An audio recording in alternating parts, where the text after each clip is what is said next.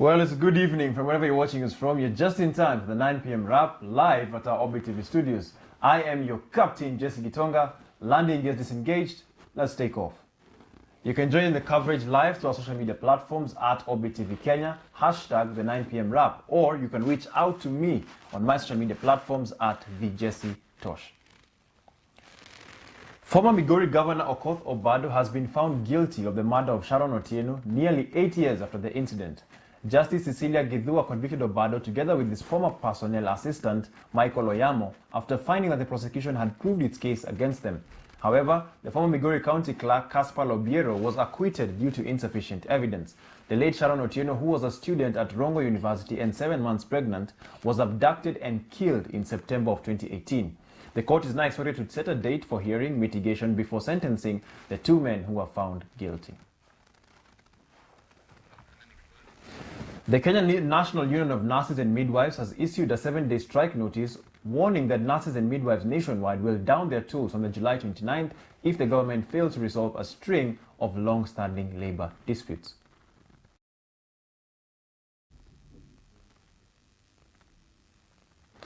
In a letter dated July 22nd, Union General Secretary Seth Panyako notified the Council of Governors, the Ministry of Health, the Salaries and Remuneration Commission, the Public Service Commission, and all 47 county governments of the planned nationwide industrial action, stating that negotiation efforts had not yielded satisfactory responses from relevant authorities.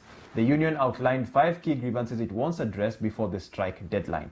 These include the stalled 2025-2029 collective bargaining agreement, negotiations for the nurses and midwives, the absence of a clear implementation framework for the 2017 return to work agreement reached after a previous health worker strike, and the continued failure to place universal health coverage nurses on payroll or issue them with permanent and pensionable terms. Despite budget allocations from the National Treasury, the union is also demanding implementation of structured career progression guidelines for nursing personnel and the reinstatement of 46 nurses it says were wrongfully dismissed by the Kisii government in 2021 while on duty.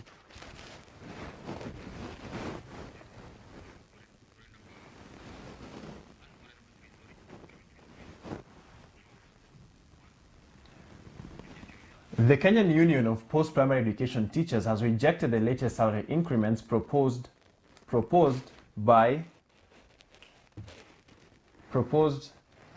the Salaries and Remuneration Commission, saying teachers in comparable job groups now earn up to 60% less than other civil servants. Speaking at the union's Nairobi headquarters, KUPPET Secretary Akelo Misori said officers in higher civil service grades earn significantly more than teachers in equivalent positions, noting that in higher job groups, civil servants earn even double, noting what the Teachers Service Commission offers.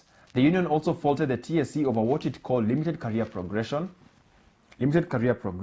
citing an irregular salary grade cap for teachers at D5, 5 grades below the senior-most public service grade of E4.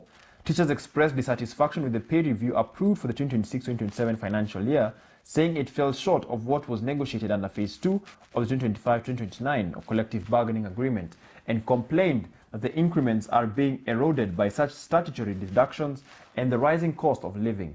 KUPPET chairperson Omboko Milemba urged the Commission to implement the President's directive to review the teachers' CBA in 1 or 2 phases, calling for urgent harmonization of salaries across the public sector.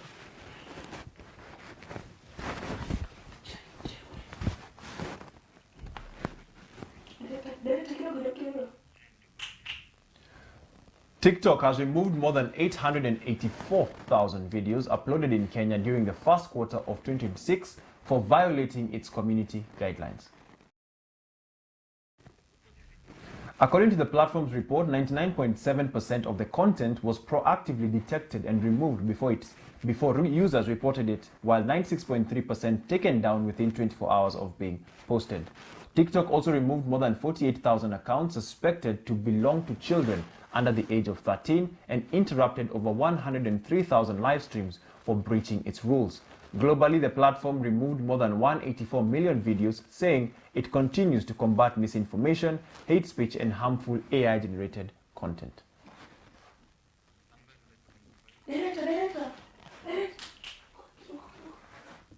Speedy coaching sana. Nitaongeza tu, niko sawa na hiyo speed.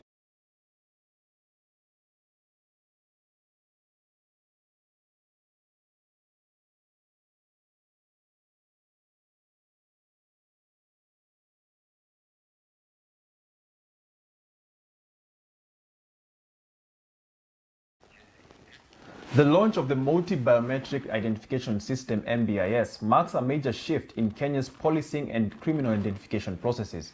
The government says the digital platform will replace manual fingerprint systems, speed up police clearance certificate processing, and strengthen criminal tracking through biometric technology. Interior Cabinet Secretary Kipchumba Murkomen says the new digital platform will increase fingerprint search capacity from 4,500 to 20,000 searches daily, while reducing police clearance certificate processing from up to 14 days to less than 24 hours. The system will integrate fingerprint and facial recognition to improve criminal identification, record keeping, and investigation. The government also plans to roll out an integrated CCTV command system across 6 urban centers, followed by a digital occurrence book to strengthen crime monitoring nationwide.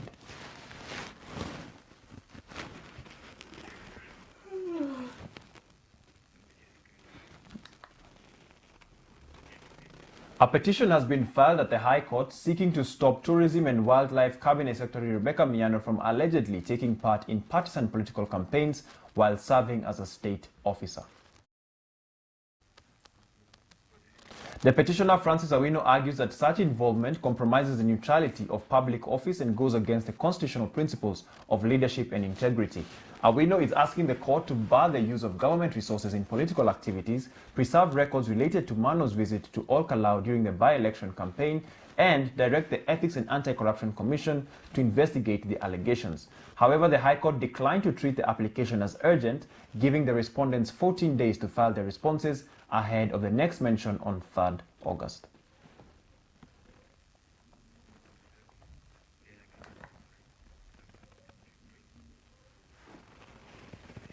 Siaya Governor James Orengo has accused President William Ruto of turning ODM into a Luo Nyanza political party and allegedly using political violence and goons to disrupt rallies held by his allies.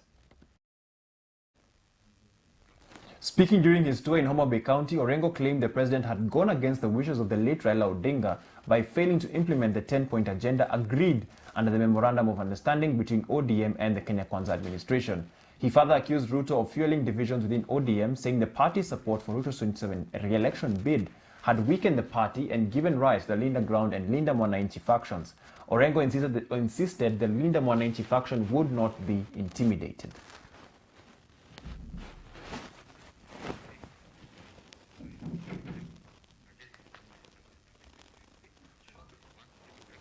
Well, let's take a short commercial break. But remember to buckle up. We'll be back with more.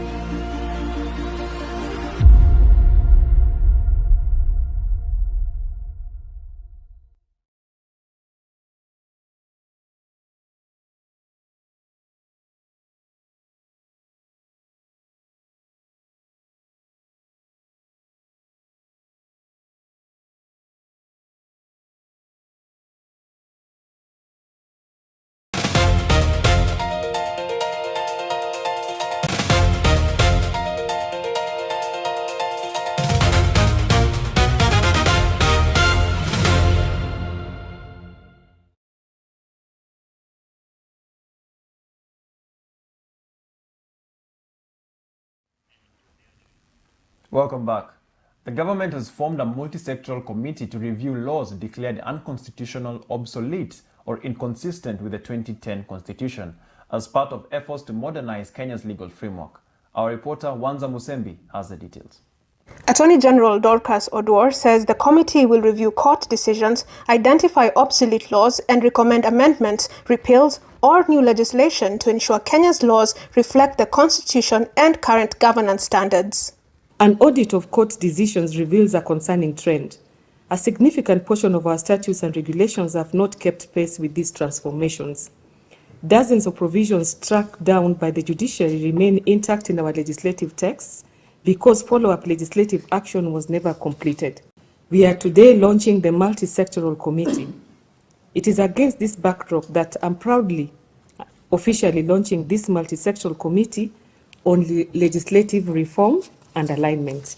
The committee, chaired by Kenya Law Reform Commission Chairperson Christine Agimba, will also identify legal gaps created by constitutional and judicial developments while harmonizing existing statutes to improve legal certainty and public administration. And our second preliminary analysis has identified 42 statutes that may have become obsolete but are still in our statute books. And these, as you have rightly pointed out, may be laws that have been superseded by the Constitution or subsequent legislation, or laws that have established institutions that no longer exist or are no longer current, laws that set up historical loans, guarantees, and spent obligations. But as we've pointed out, Honorable AG, these analyses, the findings of our analysis are preliminary.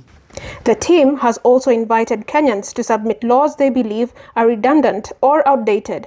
Once the review is complete, the report will undergo public participation before being tabled in Parliament for consideration. Wanza Musembi, Orbit TV.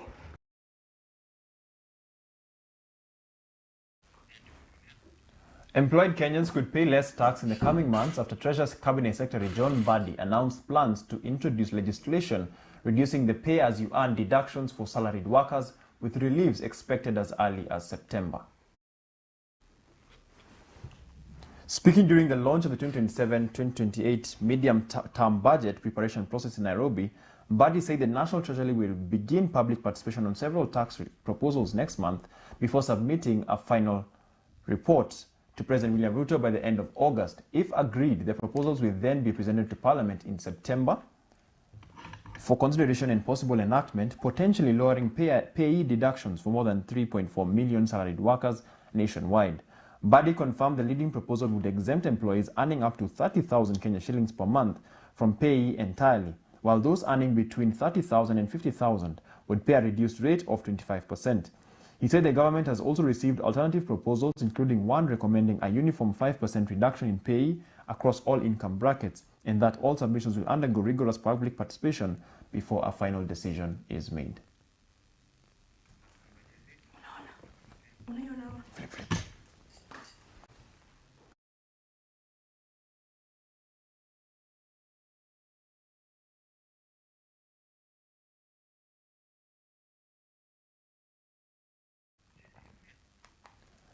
India has donated the first tranche of 4.5 tons of medical supplies to support Kenya's preparedness and response to a possible Ebola outbreak.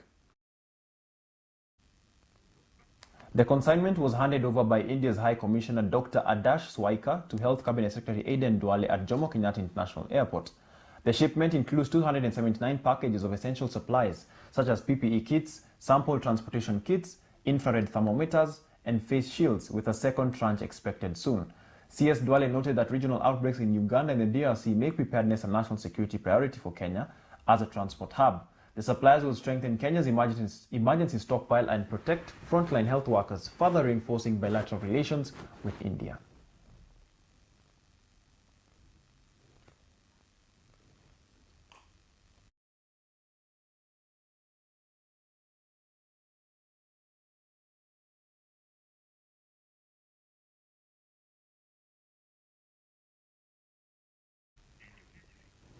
Health services in Kakamega County hospitals have been severely disrupted after healthcare workers officially began their strike. Patients seeking medical attention at public health facilities across Kakamega County were left unattended following the onset of the industrial action, leaving wards and outpatients units paralyzed. The healthcare workers have downed their tools over unaddressed grievances, maintaining that they will not resume duties until county authorities and relevant stakeholders fully fulfill their demands. Local residents and families are calling upon the county government to speed up negotiations and restore services.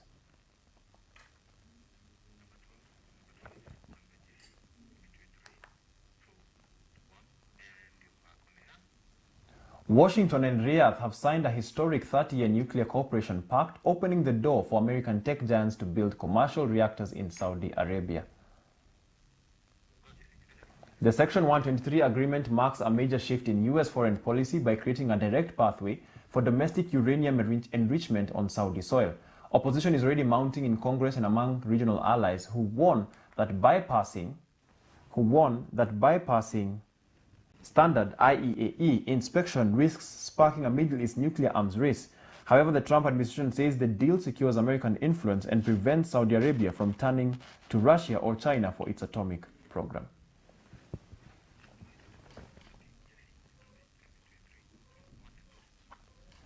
The International Energy Agency has warned that escalating conflict in the Middle East is raising risks to global oil supplies, despite international markets remaining relatively stable. The agency says tensions around the Strait of Hormuz and other key energy routes have heightened concerns over future oil supplies. However, higher production from other countries, emergency oil stock releases, and weaker demand from China have helped prevent major market disruptions. The IEA has, however, cautioned that supplies of refined fuels such as diesel and petrol remain tight, warning that a prolonged conflict could push fuel prices, disrupt global energy security, and renew inflationary pressures.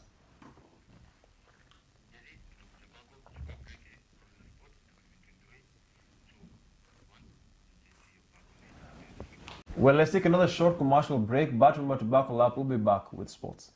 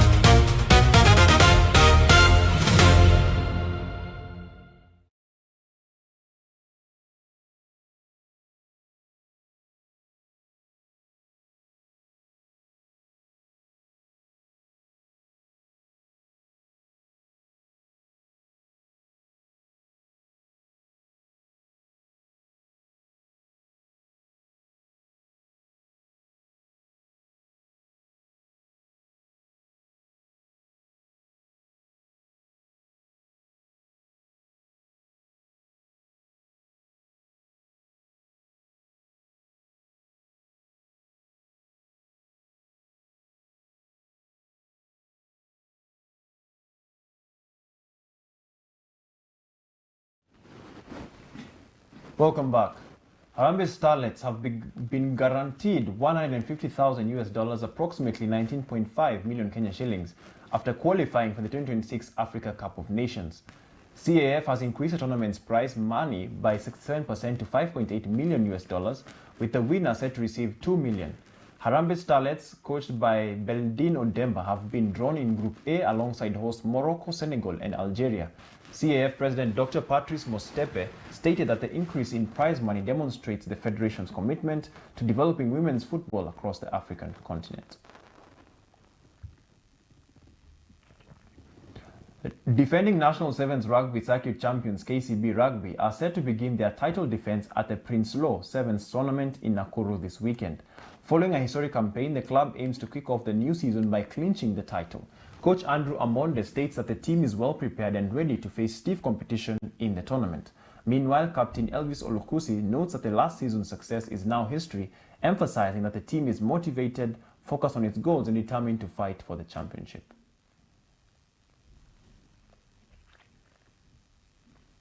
The race to qualify for the Magical Kenya Open 2027 began today at the Royal Nairobi Golf Club with the 49th Kenya Amateur Stroke Play Championship. This tournament has brought together top golfers from Kenya and across the region, with defending champion Jay Sandu leading the field following his victories at the NCBA Limuru Open and the Brackenhurst Trophy.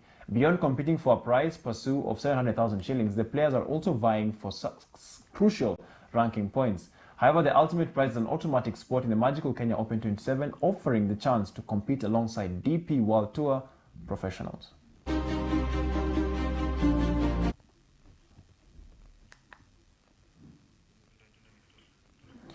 Swedish pole vaulter and world record holder Armand Mondo Duplantis has been confirmed to compete in the European medical test ruled out a thigh serious injury.